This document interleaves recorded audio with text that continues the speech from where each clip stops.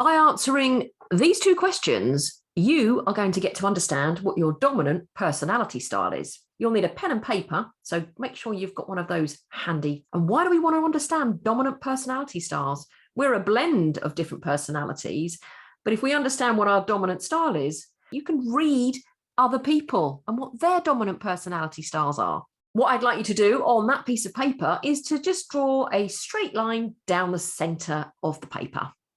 10 at either end and a 0 in the middle. And the first question I'm asking, would you say that you were outgoing or reserved? And on a scale of 0 to 10, how outgoing and how reserved? If you said you were outgoing, on the top half of the paper, put the dot on that line between the 0 and the 10 of how outgoing you are. And if you said that you were reserved, I'd like you to, on again, scale of 0 to 10, how reserved you are, and put a dot on the bottom half of the paper. And now draw a line through that center of the 0, and again, a 10 at either end. And here comes your second question. Would you say that you were people-focused or task-focused? People or task? What do I mean by that? If you said that you were, or you think that you are people-focused, you get to the end of the day and think about all the people interactions that you've had. Perhaps the phone calls, perhaps the video meetings, the in-person face-to-face meetings. It could even be random conversations with people in a queue. People-focused, you reflect on those interactions. Or you get to the end of the day and you reflect on all the tasks that you have completed. Perhaps the things that you've ticked off a to-do list, maybe even a chapter of a book that you're writing or reading. Have you done your accounts, your expenses, tasks, things that you have completed in your day?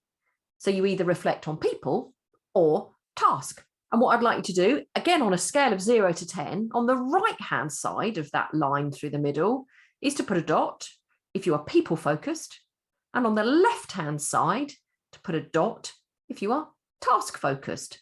So you'll now have a dot on either of those axes. And I'm sure there'll be at some point, some of you sitting there watching this are going to go, oh, it depends.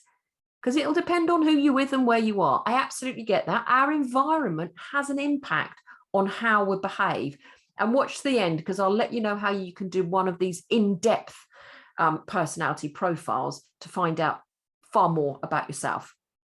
So you've got a dot on either of those axes. What I'd like you to do is to join them up so it forms a triangle in one of those quadrants.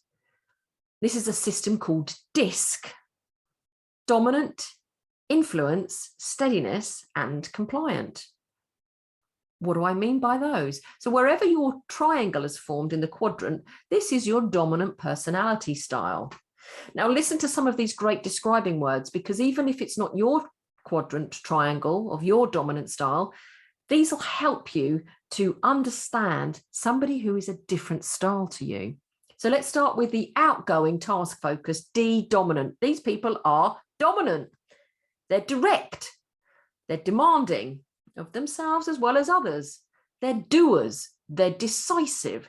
The type of people that if you ask a question, they will just give you a yes or no. Might not be the answer that you want, but they'll just directly, decisively answer a question. Outgoing, task-focused.